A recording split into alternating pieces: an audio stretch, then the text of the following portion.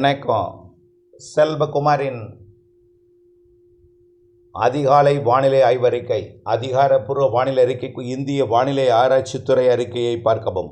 2026 March 29 ஞாயிற்றுக்கிழமை அதிகாலை நிலவர வானிலை பதிவு. காற்று சுழற்சி சுமத்ரா தீவு அருகே உருவானது. மிக மெல்ல 3ஆம் தேதியிலிருந்து கிழக்கு தென்கிழக்கு தெற்கு திசை காற்றை இலங்கை மற்றும் தென்கடலோரம் வழியாக ஏற்றத் தொடங்கும். இதனிடையே வரக்கூடிய 29ஆம் தேதியிலிருந்து தொடங்கும் என்று எதிர்பார்க்கப்பட்ட மேற்கு தொடர்ச்சி மலை பகுதி மழை, இடிமழை கேரள பகுதியில் தொடங்கி தமிழ்நாட்டின் நீலகிரி மாவட்டத்தோட மேற்கு சரிவு, கேரள எல்லையோரம் எருமாடு நீலகிரி மாவட்ட மேற்கு ஓரம் 3 மில்லிமீட்டர் மழை பொழிந்திருக்கு. அவ்வளோதான். அதில் இது மழை மாநிலம் கம்மியாக இருக்குது, ஆனால் கொஞ்சம் வனப்பகுதிகளில் பொழிந்திருக்கு. வால்பாறையிலையும் 5 மில்லிமீட்டர் வரைக்கும் மழை பொழிந்திருக்கு. அதுலேயும்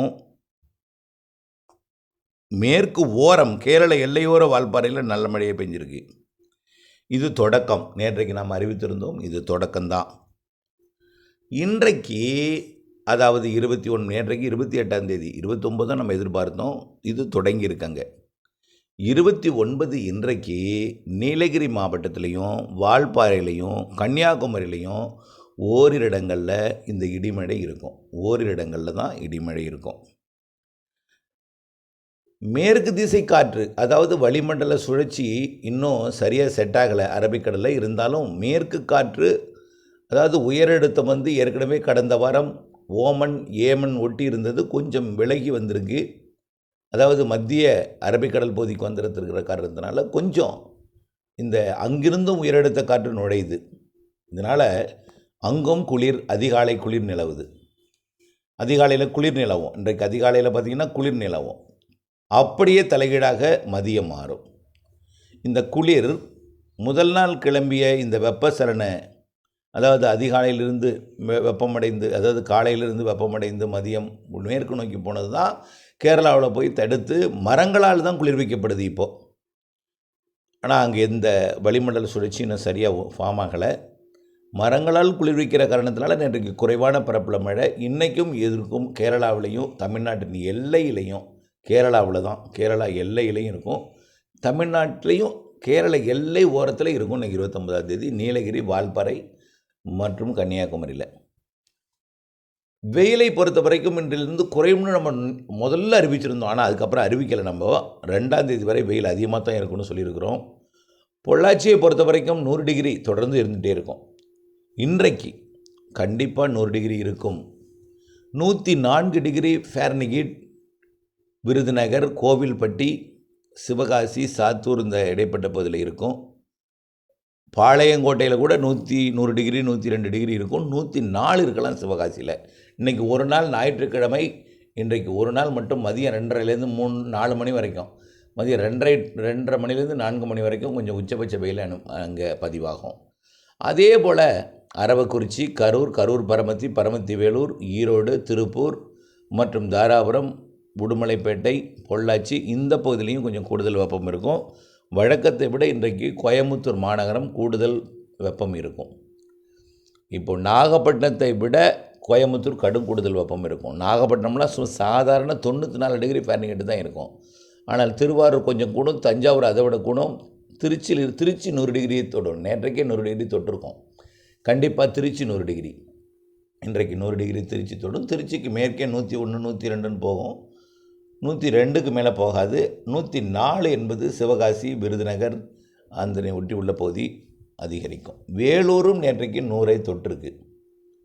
வேலூர் இன்றைக்கு ஒரு நாள் கொஞ்சம் நேற்றை விட கூடுதலாகத்தான் இருக்கும். நாளையிலிருந்து படிப்படியாக ஒரு டிகிரியாக குறையும். 104 இருந்தது 103 ஆகும், 100 இருந்தது 98 99 ஆகும், 102 போனதில் 101 ஆகும், 100 குறையும்.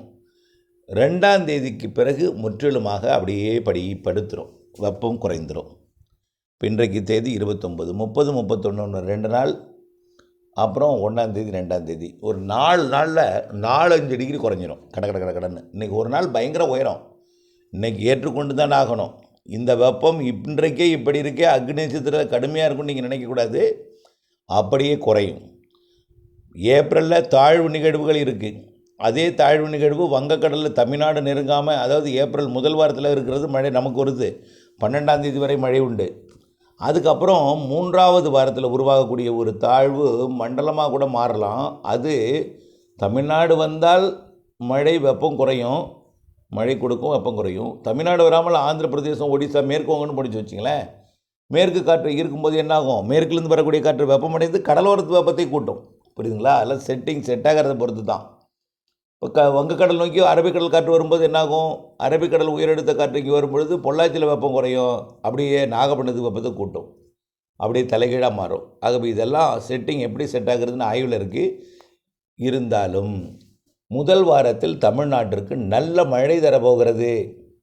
3ஆந்தேதி மேற்கு தொடர்ச்சி மலை மாவட்டங்களில் 29, 30, 31, 1, 2 ஆங்காங்கே கொடுக்குற மழை 3ஆந்தேதி தென் மாவட்ட கடலோரப் பகுதிகள், தென் மாவட்டங்களின் உள்பகுதிகள் 3ஆந்தேதியே டெல்டாவிற்கும், 4ஆந்தேதி டெல்டாவிற்கு உறுதியாக தென் மாவட்டங்கள், தென் மாவட்டங்களின் உள்பகுதி, கடலோரப் பகுதி, மேற்கு தொடர்ச்சி மலை பகுதி உட்பட மேற்கு தொடர்ச்சி மலை மாவட்டங்கள், மேற்கு மாவட்டங்கள், உள் மாவட்டங்கள் உட்பட 3ஆந்தேதியிலிருந்து தொடங்கும் மழை 4ஆந்தேதி கிருஷ்ணகிரி, தருமபுரி உள்ளிட்ட கர்நாடக எல்லையோரத்திலையும் வழுக்க தொடங்கும். கடலூர் மற்றும் வடகடலோரத்தின், அதாவது கடலூர், விழுப்புரம் மற்றும் மயிலாடுதுறை போன்ற டெல்டாவின் வடக்கு பகுதி மற்றும் கள்ளக்குறிச்சி, விழுப்புரம் மாவட்டங்கள் இங்கே எல்லாமே பார்த்திங்கன்னா 5ஆந்தேதி, 4ஆந்தேதி, 5ஆந்தேதி 5ஆந்தேதியே சென்னை, திருவள்ளூர், காஞ்சிபுரம், செங்கல்பட்டு, திருப்பத்தூர், வேலூர்லாம் 5ஆந்தேதி.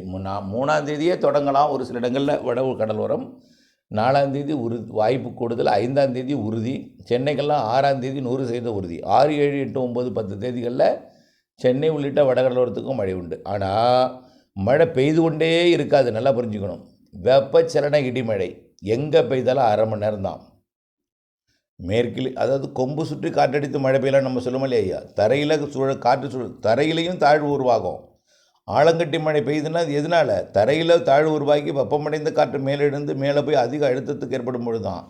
கடந்த வாரத்தையும் அதே போல் தான் புழுக்கம் ஏற்படும். முற்பகலில் புழுக்கம் ஏற்படும். வெயிலில் சூடு இருக்காது, வியர்வை இருக்கும். காற்று ஓட்டம் இருக்காது, புழுக்கம் இருக்கும், வியர்வை இருக்கும், உப்புசம் இருக்கும். இது வரக்கூடிய 3ஆந்தேதியிலிருந்து 12ஆந்தேதி வரை புழுக்கம், வியர்வை, உப்புசம் அது கொடுத்து கடலோரத்தில் அதிகாலை, காலை, மதியத்துக்குள்ளேயும், மீண்டும் கடலோரத்தில் மாலை, இரவு, நள்ளிரவிலையும், உள்ளே மதிய, மாலை, இரவிலையும் ஆங்காங்கே எங்கே பெய்தாலும் அரை மணி நேரம், 1 மணி நேரம், 1/4 மணி நேரம் இப்படி மழை பொழிவை கொடுக்கும். எங்கே மழை பொழிவு கொடுத்தாலும் கோடை மழையில் கொஞ்சம் காற்று இருக்குன்னு சொல்லியிருக்கிறோம். அது காற்றுன்னொன்னா வாழை விவசாயிகள் அச்சப்படக்கூடாது. பொதுவாக காற்று எந்த இடத்துலேருந்து எந்த இடத்தை நோக்கி போகணும்னு சொல்ல முடியாது. அது கோடை வெப்பம் எங்கே அதிகமாகுதோ, எங்கே குறைந்த அழுத்தம், எங்கே காற்று லேசாகி மேலெழுந்து குறைந்த அழுத்தம் ஏற்படுதோ அந்த குறைந்த அழுத்தத்தை நிரப்புவதற்காக மழையாக இறங்கிய மேகம் காற்றாக மாறி மற்றொரு இடத்திற்கு மழை பொழிவதற்காக ஓடோடி போகும். அப்போ போய் நிரப்பப்படுது. அந்த வெற்றிடத்தை நிரப்புவதற்காக, குறைந்த அழுத்தத்தை சமன் செய்வதற்காக போகக்கூடிய காற்று தான் கோடைக்காற்று. அது இருக்கும். முதல் மழை எங்கே பெய்தாலும் அங்கே ஆலங்கட்டி மழை மீண்டும் உண்டு. கர்நாடக, கேரள எல்லையோரம் மற்றும் மேற்கு மாவட்டங்கள், வட உள் மாவட்டங்கள், ஆந்திர, கர்நாடக, கேரள எல்லையோர மாவட்டங்கள் அங்கங்கே ஐஸ் கட்டி மழை இருக்கும். முதல் மழையில் மட்டும்தான் இருக்கும், அடுத்தடுத்த நாள் மழையில் இருக்காது. ஒரு ஊரில் பெய்யுதுன்னா அடுத்த பக்கத்து ஊரில் அது ஆலங்கட்டி மழை பெய்யாமல் இருந்ததுன்னா அடுத்த நாள் பெய்யும் பொழுது அதில் இருக்கும். அப்படி. ஆனால் கடந்த வாரம் பெய்தது போல ரொம்ப அதிகம் இருக்காது, கொஞ்சம் அளவாக இருக்கும், குறைவாக இருக்கும், அளவாக இருக்கும். ஆக மீண்டும் ஒரு முறை கேரள எல்லையோரம் தொடங்கும் மழை மெல்ல கொஞ்சம் கொஞ்சமாக பரப்பில் கொஞ்சம் கூடும். 3ஆந்தேதியிலேருந்து தமிழ்நாட்டுக்கு ஆங்காங்கே ஒதுக்கி இடிமழை. வெயில் குறையும் 3ஆந்தேதியிலிருந்து, புழுக்கம் அதிகரிச்சிருக்கும். அதுக்கடுத்தது 12ஆந்தேதி வரைக்கும் இந்த வானிலை குறைந்த வெப்பம், புழுக்கம், மாலை, இரவு இடிமழை பொழிவும், கடலோரம் அதிகாலை இருக்கும், காலையிலையும் இருக்கும் கடலோரம்.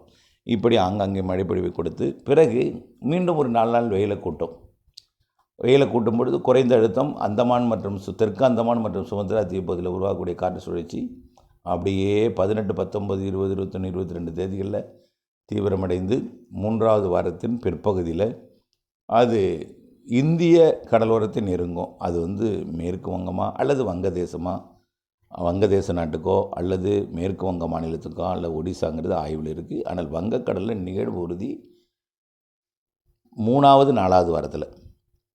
மே மாதத்தில் அரபிக்கடலில் உறுதின்னு ஏற்கனவே சொல்லியிருக்கிறோம். ஏற்கனவே நீண்ட கால அறிக்கை சமர்ப்பிக்கப்பட்டிருக்கிறதில் எந்த மாற்றமும் இல்லை. இணைந்திருங்கள் அப்டேட்ஸுடன். வானிலை மாறுதல் அறிந்து துல்லியமறிந்து திட்டம் வேளாண்மை செய்யணும். எதுவுமே காலண்டர் மாதிரி எழுதி வைத்திட முடியாது. எந்த நாள் எங்கே மழை பெய்யும், எங்கே ஒதுக்கும், எல்லாமே அவ்வப்பொழுது அப்டேட்ஸாக வழங்கப்படும். இணைந்திருங்கள் அப்டேட்ஸுடன். நன்றி.